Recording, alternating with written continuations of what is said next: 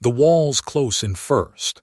That is the thing you notice before your eyes have caught up to where you are. The light goes thin and cool and blue, and the sky, which a moment ago was a wide desert glare overhead, narrows to a crooked ribbon far above your head, because the rock on either side of you has risen up sheer, higher than a house, higher than a church tower, and it keeps rising. You are walking down a crack in a mountain. That is really what it is. A gorge barely wide enough in places for a loaded camel and a man to pass side by side, twisting left, then right, then left again, so that you can never see more than a stone's throw ahead of you. The floor underfoot is worn smooth, and running along the wall beside you, at about waist height, cut cleanly into the living rock, is a channel, a small, precise groove, following you the whole way down, carrying water. You will remember that channel later, for now you just walk, deeper and deeper into the cool blue dark, the walls streaked red and rose and violet where the light catches them, the sound of your own footsteps thrown back at you from stone 100 feet tall. And then the gorge turns one last time, and through a narrow slot of shadow ahead of you, framed by the black walls like a keyhole, you see something that stops you dead. It is pale gold in the sun. It has columns. It has a pediment and figures and an urn on top and a great dark doorway, and it is enormous, as tall as a 10-story building, glowing at the end of the dark passage like it has been lit from within. For one heartbeat, your brain tells you someone has built a Greek temple down here, at the bottom of a canyon in the desert, and dragged every column and every block 100 miles across the sand to do it. And your brain is wrong, because nobody built that. Nobody laid a single block. There is no back to it, no inside worth the name, no masonry at all. That entire towering facade was cut by hand from the top down, straight into the face of the solid cliff, the way a sculptor frees a figure from a block of marble. It is not a building. It is the mountain, with a building taken out of it. And here is the thing I want you to carry for the next half hour, because the whole story turns on it. This is the part everyone photographs, and it is not the miracle. Let me show you why. My name is Dan. I move heavy things for a living. I am a structural engineer, 20-odd years of it, and when you strip my whole job right down to the bone, what I do is add. I add. I set a column on a footing and a beam on the column and a floor on the beam, and I stack the whole lot up toward the sky, with the load running back down through everything I have piled up and into the ground. Building is stacking. That is the trade. You gather your material, your stone, your steel, your brick, and you assemble it upward into a shape that was not there before, and every joint between every piece is a place where it can fail. That is where I spend my life worrying about the joints, about how the pieces meet. So the first time I really understood Petra, it did something strange to me, and I have not shaken it since, because that great glowing facade at the end of the gorge has no joints. None. There is nothing to worry about because nothing was assembled. They did not gather material and stack it up.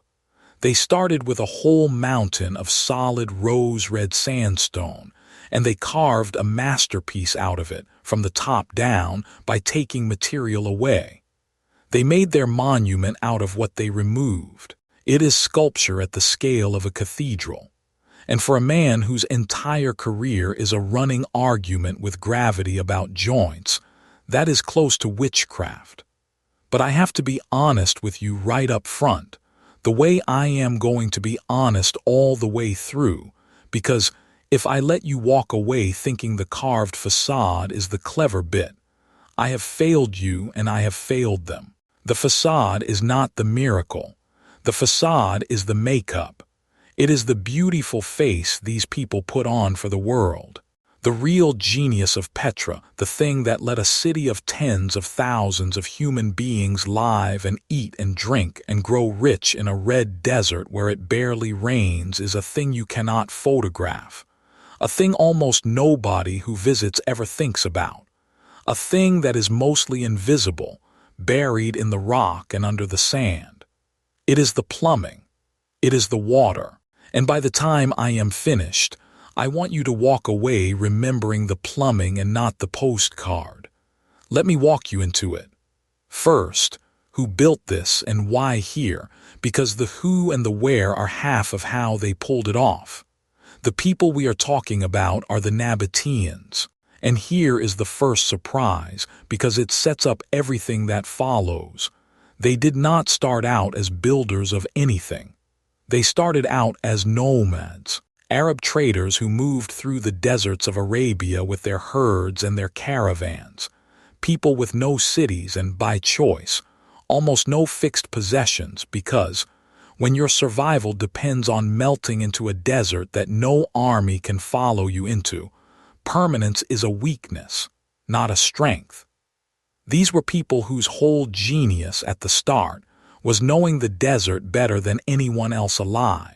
Knowing where the water was, knowing the hidden springs, the secret cisterns, the routes that would keep a caravan alive across country that would kill a stranger in days. Hold on to that, because it is the seed of the entire story. The Nabataeans were, before they were anything else, masters of water in a place that has almost none, and they turned that mastery into money. Petra sits at a crossroads of the ancient caravan trade, and through it flowed the most valuable goods of the age, not gold, not jewels, but incense. Frankincense and myrrh, the fragrant resins burned on every altar and used in medicine and burial from Arabia to Rome. Worth, weight for weight, a small fortune. That incense came up out of southern Arabia on the backs of camels, and to reach the markets of the Mediterranean it had to cross the desert, and the people who controlled the desert crossing controlled the trade. The Nabataeans controlled the desert crossing. They took their cut of every caravan, they guided them and watered them and taxed them. And on the back of frankincense and myrrh a nation of nomads grew astonishingly, quietly rich. And they poured that wealth into a hidden valley in the mountains of what is now southern Jordan, ringed by cliffs, defensible, secret, reached through that single narrow gorge, and they began to carve it into a capital. So let us go back to that gorge, the one you walked down at the start, because the Nabataeans understood exactly what it was and exactly what it could do. It is called the shaft, the cleft, and it is over 1 kilometer long, a natural fault in the rock that the Nabataeans widened and paved and turned into the one grand entrance to their city. Think about that as a piece of design before we even get to the water. There is one way in, one narrow, twisting, overshadowed way in, more than 1 kilometer of it, where a handful of people could hold off an army, and where every visitor, every merchant, every ambassador is funneled through the same long, dark corridor of stone, kept small and craning upward at the cliffs, for the better part of half an hour until the gorge turns, and the whole thing pays off at once, in that first blinding glimpse of the treasury glowing at the end of the dark. That is not an accident. That is theater, engineered into the landscape. They built the anticipation into the approach, and the treasury itself, al-khazneh, to give it its name, is the masterpiece of the carving. It is most likely a royal tomb, or a temple, from around the 1st century before the Common Era into the 1st century after, and here again I will be honest. The exact purpose and date are argued over, and anyone who tells you they know for certain is smoothing over a real debate. What is not in doubt is how it was made. The carvers started at the top. They cut footholds and worked down the sheer cliff face, roughing out the shape and then refining it, columns and capitals and pediment and figures, all of it emerging from the living rock as they removed the stone around it. There is no scaffolding holding it up because there is nothing to hold up. There are no blocks to align because there are no blocks. Every mistake is permanent. You cannot uncarve. You cannot put a piece back, so the whole thing had to be planned in the mind and in the rock with a precision that still stops me cold. And the name, the Treasury, comes from a much later legend that a pharaoh's gold was hidden in that stone urn at the very top, which is why, if you look, the urn is chipped and scarred from people over the centuries shooting at it, trying to break it open and spill out treasure that was never there. There is no treasure in the urn. The treasure, as usual, is the thing nobody is looking at. And this is the first great inversion of Petra, and I want to nail it down before we go on, because it undoes almost everything your eyes are telling you. You walk into Petra and every instinct you have, and certainly every instinct I have as a builder, screams that you are looking at architecture, at things that were built, assembled, raised up. Facades 3, 4, 5 stories tall. Columns, doorways, whole streets of them cut into the cliffs, and almost none of it was built at all. It was subtracted. Where my entire profession adds material to make a structure, the Nabataeans removed material to make theirs. They are not the same act done differently. They are opposite acts. When I build a facade, I am fighting gravity every second, holding pieces up against their own weight, and the danger is always that it comes down. When they carved a facade, gravity was on their side. The mountain was already standing, already stable, and all they did was decide which parts of it to keep. My work can collapse. Theirs, in a sense, cannot, because it is not a structure sitting on the ground. It is the ground, with a shape found inside it. 2,000 years later, the facades that were carved are still standing precisely because they were never really standing in the first place. They are the mountain, and that is why so much of Petra has outlasted so much that was stacked up in stronger empires. You cannot knock down what was never built up, but now we come to it, the real thing. The thing I brought you all this way to see, and the thing that almost nobody comes to Petra to see, because you cannot photograph it and it does not glow gold at the end of a gorge. Water. Because here is the question that should stop you, the moment you stand in that spectacular red canyon and look around. How? How do you put 20, maybe 30,000 people into a desert valley where it barely rains and keep them alive? A city is not facades. A city is thirsty. People drink, animals drink, gardens and baths and workshops and thousands of camels passing through all need water every single day in a place the sky mostly refuses to provide it. That is the real design brief of Petra, and it is a brutal one, and solving it, not carving the treasury, is the actual miracle these people performed. And the enemy was not only the drought, it was the flood. Because the little rain this desert does get tends to come all at once, in violent bursts. And when it does, the water sheets off the bare rock with nowhere to soak in and pours down every gully and gorge in a wall, a flash flood.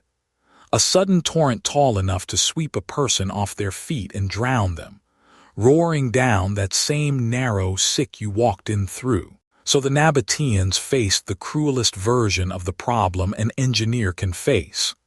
Not too little water and not too much water, but both almost none for most of the year, and then a killing surplus of it for a few terrifying hours. And what they did about that is, to me, one of the great feats of the ancient world, and it is nearly all invisible. Start with the flood, because they turned their deadliest threat into their water supply.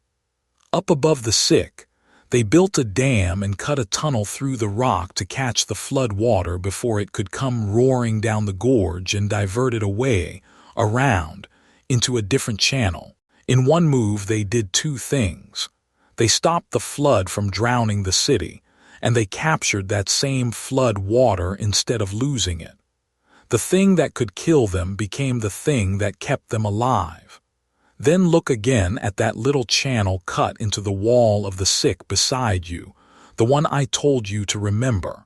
That is part of a system, kilometers of them, of rock-cut channels, and threaded through them, sections of ceramic pipe, fitted together length by length, running along the gorges and across the valley, grading the water gently downhill so it flows steadily without tearing the pipes apart, carrying it from the springs and the captured floods to where the people were.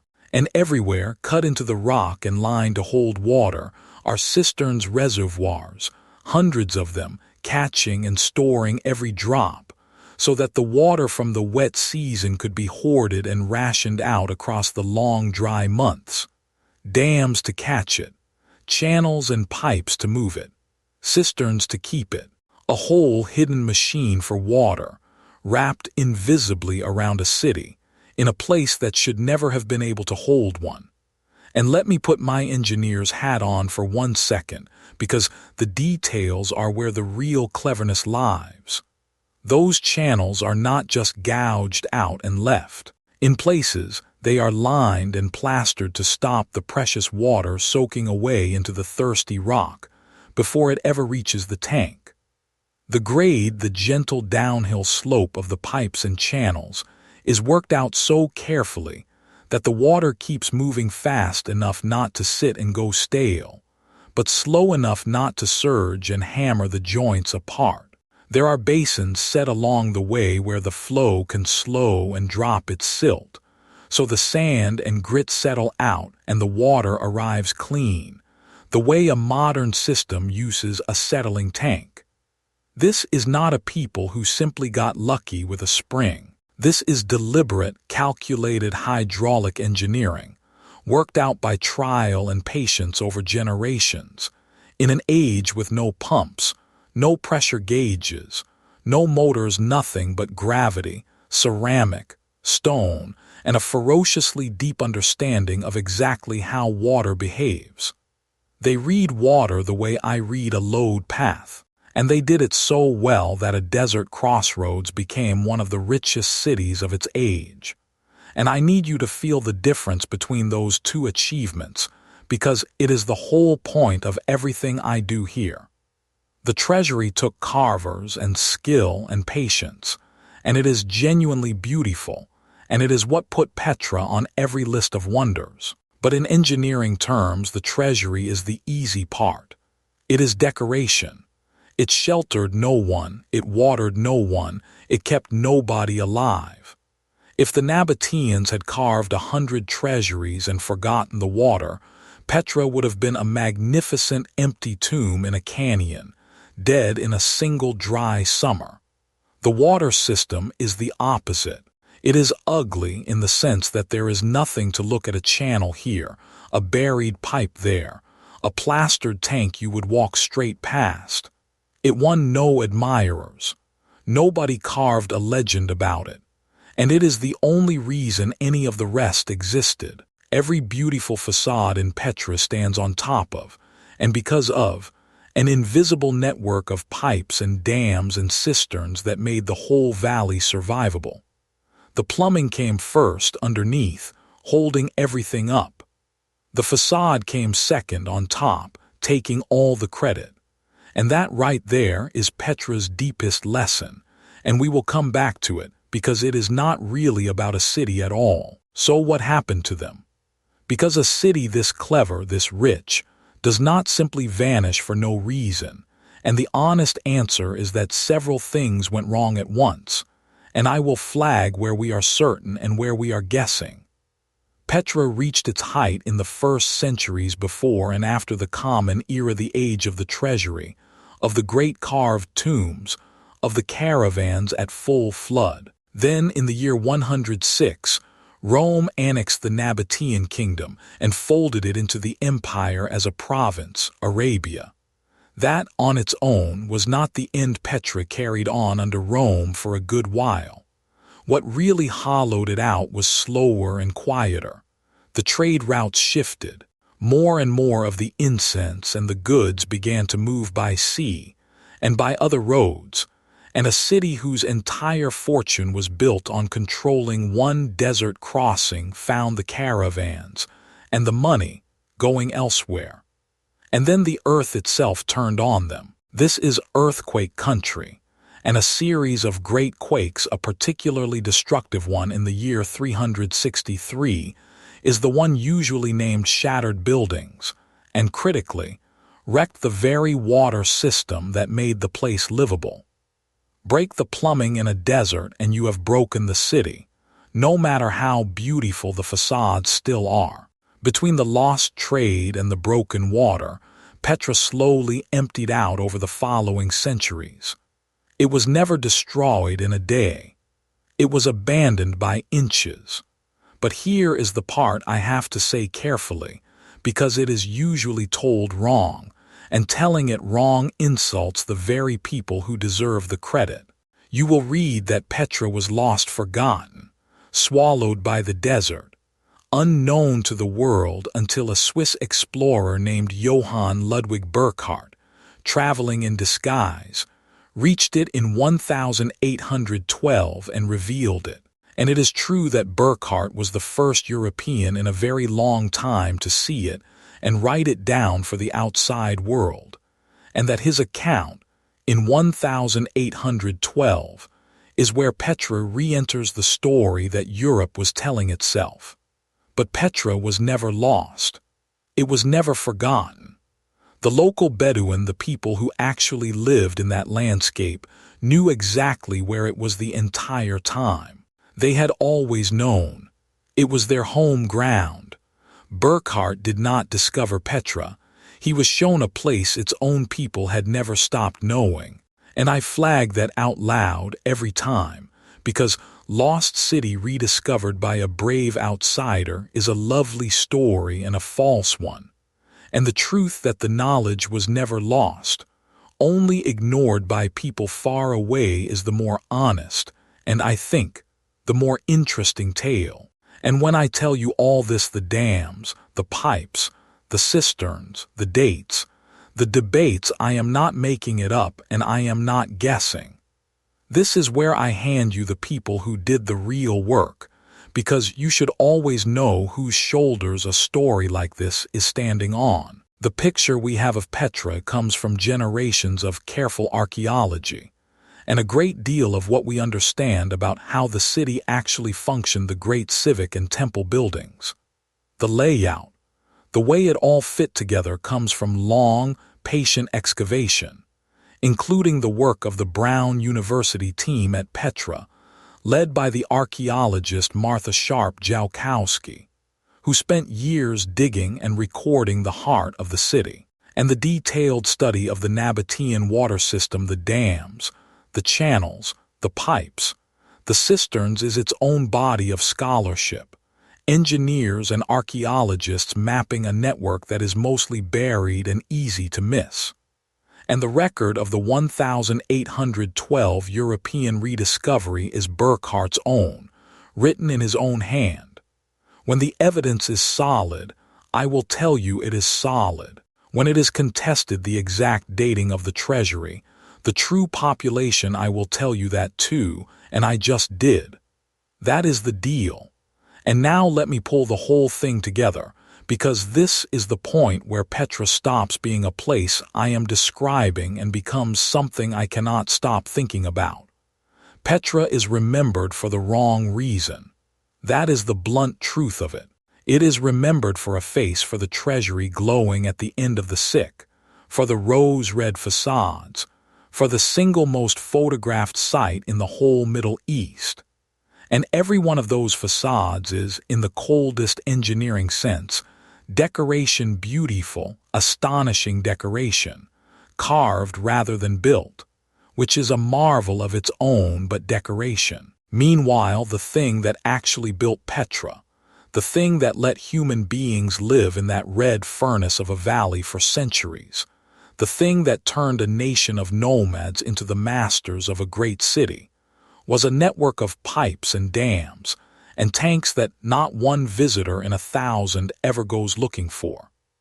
The Nabataeans put their most brilliant engineering exactly where nobody would ever admire it. The Treasury is the makeup, the water system is the marvel, and we, standing there with our cameras, photograph the makeup and walk straight over the marvel without knowing it is under our feet. Once you see that, you cannot unsee it, and it is bigger than Petra, because it is not only Petra that works this way. The thing that dazzles is almost never the thing that matters. The face a person, or a company, or a whole civilization shows the world is the carved facade planned, polished, made to be seen and admired. And underneath it, invisible, unglamorous, taken completely for granted, is the plumbing that actually holds the whole thing up. Break the facade and you have a scandal. Break the plumbing and everything dies. The Nabataeans understood which one was which. I am not sure we do. My intern Priya did the thing she always does, which is walk straight past all my lovely engineering to the part that actually matters. I was standing in front of the Treasury, going on about how they carved it from the top down, thoroughly pleased with myself, and she was not even looking at it. She was looking at the little channel cut along the base of the cliff, the water groove, and she said, "Dan, everybody's cameras are pointed up at the pretty tomb, and the thing that actually kept this whole place alive is that gutter by your foot, and nobody in this entire canyon is looking at it." And she was right, and it is the reason I told this whole story the way I did. My foreman Mike, meanwhile, when I tried to explain to him that the most famous facade in the ancient world has essentially no building behind it, just squinted and said, "So it's a film set. A gorgeous stone film set with the real machine hidden round the back where the customers can't see it." And he is right too, in his way. Petra is a masterclass in putting your best face forward and your best engineering out of sight. So let me bring this back around to you, because I did not walk you a kilometre down a dark gorge just to admire an old carving at the end of it. We are trained, all of us, to be moved by facades, by the thing that glows at the end of the corridor. We put the beautiful faces on the money and the postcards and the lists of wonders, and we photograph them, and we remember them, and we call that knowing a place. And Petra will let you do exactly that. It will give you the most spectacular facade on earth and let you walk away thinking that was the point. But the facade was never the point. Somewhere out of shot, some patient, unglamorous, invisible piece of engineering is doing the actual work of keeping everything alive, and that is the part worth knowing, and it is almost always the part nobody looks at. The Nabataeans did not become great because they could carve a pretty tomb. Anyone with enough time and enough carvers can make a beautiful face. They became great because they could find, catch, move, and keep water in a place that had almost none, and they had the wisdom to pour their genius into that, where it would never be admired, instead of only into the face that would. And here is the mirror I actually want you to sit in, because it is not really about them. In your own life, right now, what are the facades you are admiring in other people, in companies, in the versions of success you are chasing, and what is the plumbing underneath them that you never think about? The friend whose life looks carved and golden, what invisible work holds it up? The thing you are proud of and photograph and show the world. Is the real strength of it in the facade or in some boring, buried system you take completely for granted until the day it breaks? Because Petra teaches, in stone, the hardest thing to remember when you are dazzled. The thing that dazzles is rarely the thing that matters. We photograph the facade. We forget the plumbing. And the plumbing is what holds everything up. So tell me down in the comments and I read them, all of them. First, before today, Had you ever actually known that the Treasury and all those Petra facades were carved out of the cliff rather than built up from blocks, or is that as strange to you as it still is to me? I genuinely want to know. And second, the real one. In your own life, what is a facade you have caught yourself admiring, and what is the invisible plumbing underneath it that actually does the work? The unglamorous thing that holds your whole life up while you stare at something prettier. Tell me. I will be reading. I am going to head back to my own site, where I will try to explain to Mike that a nation of nomads out-engineered our entire industry by hiding their best work underground where no client would ever pay extra for it. And he will tell me that is all very nice, but the client still wants the shiny facade on the drawings and does not want to hear about the drains. And Priya's point, that the thing keeping the whole place alive was the gutter nobody was photographing. I am going to keep chewing on for a long while, because I think it is the whole thing. If standing at the end of that dark gorge, in front of a wonder that turns out to be the least important clever thing these people did, changed how you see it, then subscribe and come back, because next time I have got another thing that is still standing and still quietly showing us up. My name is Dan. Mind the load. And the next time something glows at the end of the corridor and everyone reaches for their camera, spare a thought for the plumbing in the dark behind it, because that, not the pretty face, is where the real work always was.